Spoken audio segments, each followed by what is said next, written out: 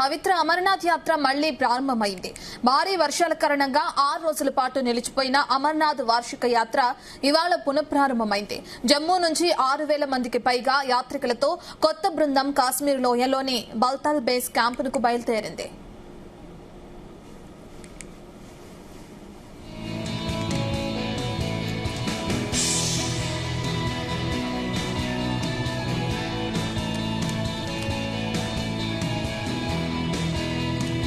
ఇక అధికారుల నివేదిక ప్రకారం యాత్రికుల్లో 1470 మంది మహిళలు, 25 మంది పిల్లలు, 54 మంది సాధువులతో సహా మొత్తం 6,269 మందితో కూడిన 18వ బృందం యాత్ర ప్రారంభించింది.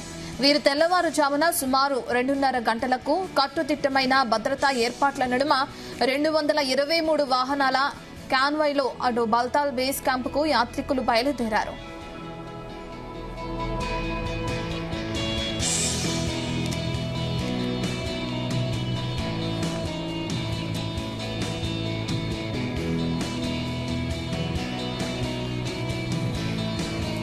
ఇక పెహల్గాం మార్గానికి మాత్రం ఎలాంటి కాన్వాయ్ ను పంపలేదని తెలుస్తుంది. కాశ్మీర్ లోయ అంతటా ఎడతెరిపిలేని వర్షాలు, ప్రతికూల వాతావరణ పరిస్థితుల కారణంగా పెహల్గాం, బల్తాల్ మార్గాల నుంచి జూలై 19న యాత్రను నిలిపివేశారు.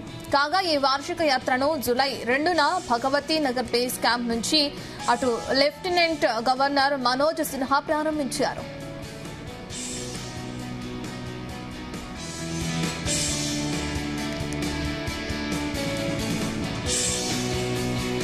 అమర్నాథ్ యాత్ర ఆగస్టు 28తో ముగియనున్న ఈ యాత్ర 57 రోజుల పాటు కొనసాగనుంది. ఇప్పటి వరకు ఈ యాత్రలో 3.7 లక్షలకు పైగా భక్తులు పవిత్ర గుహ ఆలయాన్ని దర్శించుకున్నారు. మరోవైపు ప్రతికూల వాతావరణ పరిస్థితుల కారణంగా జూలై 19 నుంచి మాతా వైష్ణోదేవి యాత్రను అధికారులు తాత్కాలికంగా నిలిపివేశారు. అమర్నాథ్ యాత్ర ప్రారంభమైనప్పటికీ వైష్ణోదేవి యాత్ర మాత్రం ఇంకా పునఃప్రారంభం కాలేదు.